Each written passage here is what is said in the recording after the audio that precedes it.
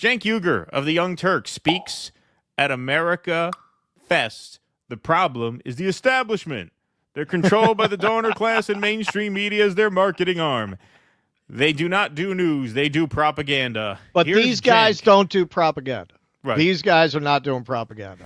Catman over here is not doing propaganda. Yeah, exactly. Yeah. Here he is. All right, folks, get ready. Get ready. Like I said, this is literal cringe coming up right here. I knew you guys were for real in fighting against the establishment when I started going on right-wing shows and I would say something negative about Mitch McConnell. And when I did that in the past, what I would get back is, oh, no, Mitch McConnell's great. Pelosi's terrible, but Mitch McConnell's great. 10 years ago, you mean? Bullshit. No, I don't even think 10 years ago. I'm saying never. In my 24 years of following politics, I started following politics. What would you have called a right-wing show 10 years ago? In 2000, I started following politics in the year 2000. I got really involved and radicalized after 9/11, the Iraq War and stuff. But I was in 8th grade when the 2000 Bush v. Gore thing was happening. In 24 years of following politics, I've never heard a single right-winger praise Mitch McConnell. Never. I've never heard anyone on right-wing media sing his praises. Not even like Fox back then, like pre-Trump Fox? No, they lived with him. I mean, he has seniority in the party. He is a fundraising machine, so they appreciate that about him. Do they laud him? Do you see liberals heaping praise upon Chuck Schumer? Not really. I've never heard a Republican praise. Mitch McConnell's great. Nancy Pelosi, I've never heard that. I'm not saying it's never happened. I'm just saying I've been following politics a long time. I've never heard that. So I don't know where he's talking about. Well, he used to go on the right-wing media, and they used to say, Pelosi's terrible, McConnell's great. I don't buy that. I don't think he's seen that. Literally, yes, that's probably true. But overall, even if you take that at face value, you're going back a ways to when what he's broadly describing, the old Fox News, right, the pre-Trump Fox News, where their adversarial pose was invested in Republican establishment leadership. Right. That's a long time ago. Very long time ago. This right-wing populists that hate Mitch McConnell, that's pretty much been the reality for 8-9 years now. At least. At least. Yes. Let's do that here. What do you guys think of Mitch McConnell? All right. Yes, I love that. So look, for my left-wing friends that are watching out there, they just booed Mitch McConnell. That's a great thing, okay? Oh, wow. And wow, what a thought leader. Let's do one more. What do you guys think about Dick Cheney? Hey, you know what? I hear the Titanic is listing, Cenk. My left-wing friends out there, we have been waiting for the right... Hold on, I got to hear this. Do one more. What do you guys think about Dick Cheney? My left-wing friends out there, we have been waiting for the right-wing populists to boo Mitch McConnell and Dick Cheney our whole lives. Take the win. Take the win. What the fuck are you talking about? As if this is the first time the Trump coalition has booed Dick Cheney or who has expressed negative sentiment about Dick Cheney. What planet are you on? How far up your ass must you be looking to have not seen or heard that? I don't buy that. That's just bullshit. And this is what makes this so unbelievable. When Trump ran, who did he run against, Cenk? Who was the front runner going into that cycle? Jeb Bush. He literally called him a mama's boy on stage. Jeb Bush. She should be running. Yeah. She should be running. He ran against the Bushes. He ran against the Bush-Cheney record, and the Republicans ate it up.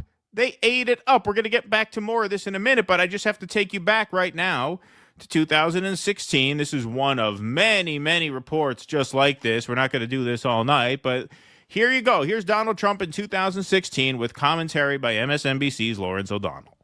What was the purpose of this whole thing? Meaning the Iraq War, as the Chiron says. Hundreds and hundreds of young people killed. And what about the people coming back with no arms and no legs?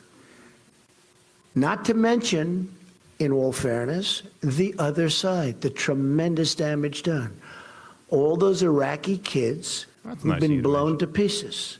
And it turns out that all of the reasons for the war were blatantly wrong. All of this death and destruction for nothing. What we just heard is worth a pause. We just heard the Republican nominee for president say that every American soldier who has died in Iraq has died for nothing, that the Bush-Cheney war in Iraq was a waste of lives pursued for the wrong reasons. Nothing John Kerry could say in the 2004 presidential campaign could convince the Republican base to change its mind in any way about fully supporting the Bush-Cheney version of war in Iraq. Nothing Barack Obama said could change the mind of the Republican base about Iraq. And anyone who dared to publicly condemn the Bush-Cheney Iraq war has always been attacked viciously by Dick Cheney, appearing on Fox News or a member of his family doing it for him, until Donald Trump. Donald Trump extinguished Cheneyism in American politics. Every chance he gets, including today, Donald Trump says that the Iraq war was a mistake, that it was all for nothing. And every time he says it, Dick Cheney and his previously combative daughter cower silently in fear somewhere. And the Republican base continues to cheer for Donald Trump. Well, there you have it. There you have it. Donald Trump ran. He just didn't hear about that. Yeah, just didn't hear about that. Yeah. Interesting. Donald Trump in 2016 ran against the Bush-Cheney record and against the Iraq war. You know who supported the Iraq war? You know who was a supporter of the Iraq war was there was someone else running in this race who Cenk ended up voting for. I forget, over Donald Trump. The first time Trump ran, what was her name again? The woman with the creepy voice and the laugh, the blonde hair. Chelsea Handler? Yeah, something like I don't recall her name, but I'm pretty sure Cenk voted for her, even though she supported the Iraq war, over Donald Trump. Now he's saying, we've been waiting our whole lives for them to boo Dick Cheney. You've been waiting your whole life for the Republican base to denounce Dick Cheney? That's just an absolute lie. Like, this is what makes this grift so transparent. I don't believe for 2 seconds that he does it. I mean, how? How? If you covered the 2016 campaign, there's no way you missed that. There's no way. It's impossible. This is the classic comedy bit of the turncoat jumping out at the end. I was with you guys the whole time. Yeah, right. Yeah, exactly. Yeah. I mean, how do you say that? How do you say that? But he has more. Now, what we need to do in the Democratic Party is we need to do likewise. We need to have a revolt against the Joe Bidens, the Kamala Harrises, and the Nancy Pelosi's.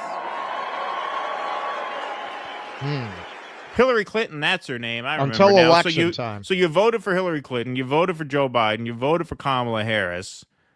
Those are the people you need to have a revolt against. And now here you are at the Turning Point Conference after you voted for Kamala Harris. Why? We'll let this keep going. And the Hillary Clintons, and now all of a sudden the Dick Cheneys. Yes. What are they doing on our side? Are you guys nuts? Right? I have to interject. When all of a sudden Kamala Harris is doing the Liz Cheney thing, I said, does she want to lose? I mean, what's amazing is I said the same thing. Wow. Look, Dick Cheney pulls it. Doesn't she know there are people turning into cats in Ohio? Yeah, exactly, yeah. 13%. What lunatic thought it was a good idea to wrap yourself around Dick Cheney?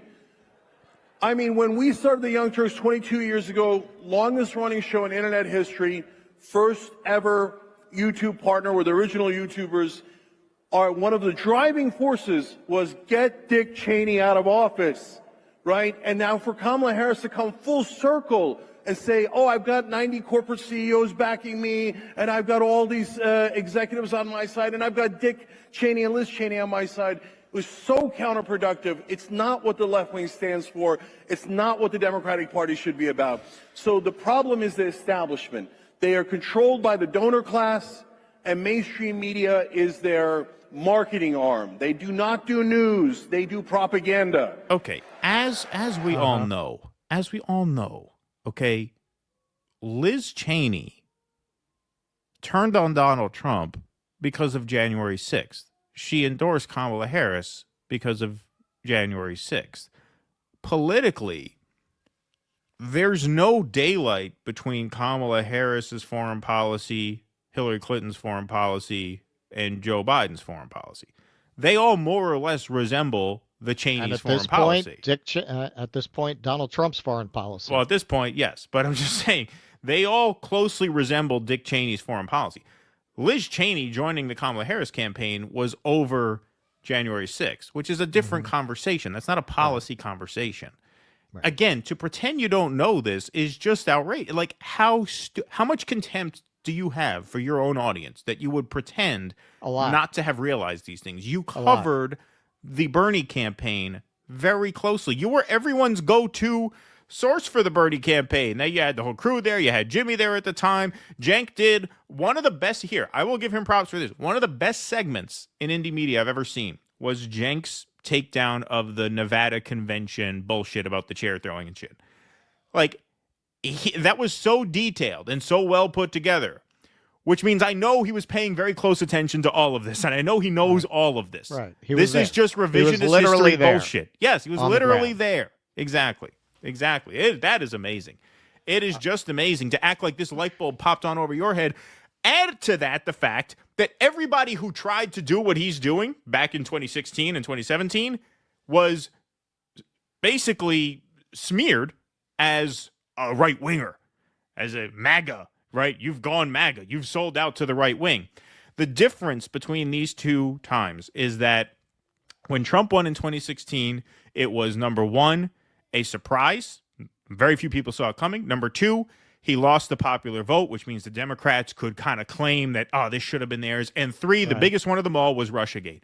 Those three things combined to make resistance liberalism and Trump derangement syndrome extremely profitable, extremely lucrative. You saw MSNBC's ratings skyrocket after the first Trump win because of those three things. Right? They could kind of claim that it was stolen from them, and they could capitalize on the shock that everybody was feeling that hooked them into the news cycle. None of those three things are true right now. Now the liberals are just resigned to nihilism. They're not even talking politics anymore, which means what? Which means there's no money to extract from them because they're not a reliable audience block anymore. Now the game in his mind is to do what a lot of his peers did 8 years ago, which is seek common ground with people who are not necessarily natural allies, but with whom you might be able to forge common ground. That's what he's doing now. People he's been calling Putin puppets. Right, people who he's been calling Putin puppets and viciously closet attacking Nazis. for 8 years. Exactly. Yes. Yeah. He is essentially saying what Jimmy has been saying for 8 years. Right. As if he's now a thought leader. He is the rightful person to forge this link between MAGA and the progressive left, according to who? And Jimmy never spoke at Turning Point. Could you imagine if in 2018 or 2017 Jimmy Dore had appeared at the Turning Point conference? Could you imagine Grifter! The hay they would make about that at TYT? Well, he was with them at that point. You know what I mean? Whatever. 2021. If he had done that, right? I mean, wow. Yeah, no, they would have been all over it. They've been calling him MAGA just for talking about the common ground, without going to any of these events, without making any of these appearances. I am quite sure that if Jimmy had wanted to appear in all these years at Turning Point, they would have gladly let him. Right. But Cenk is the same guy who collected money from people, which I am so glad I never gave them. I almost did, for an investigative reporting unit. Remember, we were going to build our own media, and the Young Turks was leading the way, and they were going to have their own investigative reporters. He hired Nomiki Konk for 15 minutes, took your money, and ran. During COVID, when, again, Jimmy said, what was the tag at the end of his shows? Nobody's got money, don't worry about it. Nobody's got a job, so don't sign up, right? Nobody's got a job. What was Cenk doing? You've got to send us money right now. Right now. You've got money for Robin Hood trading. You've got money for us. What, do we have to start a meme coin?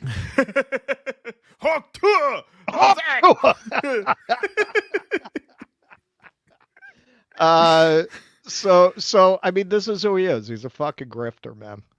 He's trying to bend with every new trend. And when you watch him now, honestly, he looks like a guy who's done. Washed, as they say.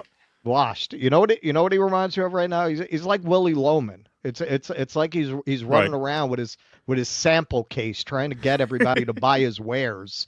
And you can see that he's washed up and it's over for him. And the only one who hasn't figured it out is Cenk. Yeah. They should do a production of that. They can have John Iadarola play Biff. Yeah. The kid. You know. You should do it. They have the resources. That would be funny. An online YouTube version of Death of a Salesman. Death of a Grifter. Yeah. Yeah. Yeah. Please clap.